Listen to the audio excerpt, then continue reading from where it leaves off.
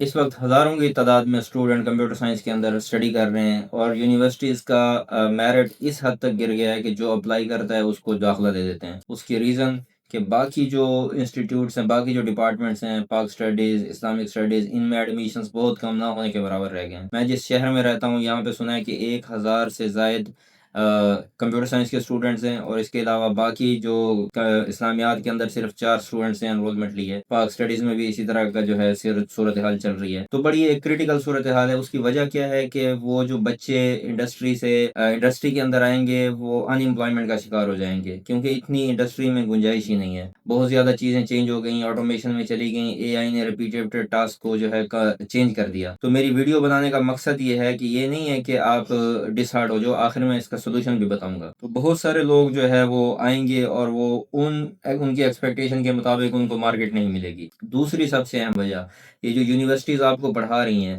اور ایک harsh truth یہ ہے کہ وہاں پہ جو ٹیچر کام کر رہے ہیں یا جو پڑھا رہے ہیں ان کا انڈسٹری ایکسپیرینس نہیں ہے۔ وہ پیپر پروگرامنگ کرتے ہیں، پیپر پروگرامنگ سے آپ کو جو ہے وہ کنسیپٹ دیتے ہیں، اور وہ کنسیپٹ ریئل لائف میں یوز ہی نہیں ہوتے۔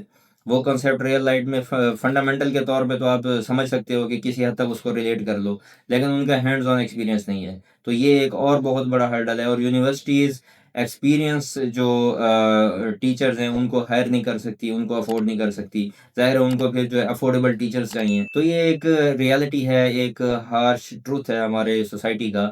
اب میں بتاؤں گا سولوشن، کہ جو آپ ڈگری کر رہے ہو اس کے بعد مارکیٹ میں ہوگے، یا آپ ڈگری کے بغیر کام کر رہے ہو، ڈزنٹ میٹر، دونوں صورتیں آپ کے لیے جو ہے ویل اینڈ گڈ ہیں۔ آپ نے کرنا کیا ہے؟ آپ سولوشن پہ بات کرتے ہیں۔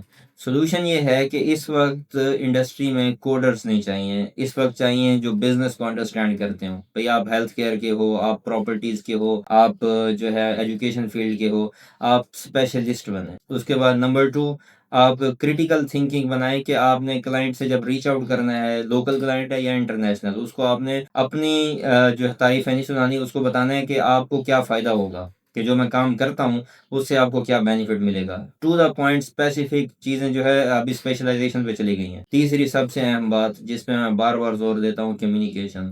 وداؤٹ کمیونیکیشن آپ کا جو ہے ایک بند پارسل ہے، اس کے اندر کیا ہے کسی کو نہیں پتا۔ جب آپ کمیونیکیشن آپ کی اچھی نہیں ہوگی، سافٹ اسکل اچھے نہیں ہوں گے، آپ کے ہارڈ اسکلز سیل ہی نہیں ہو سکیں گے۔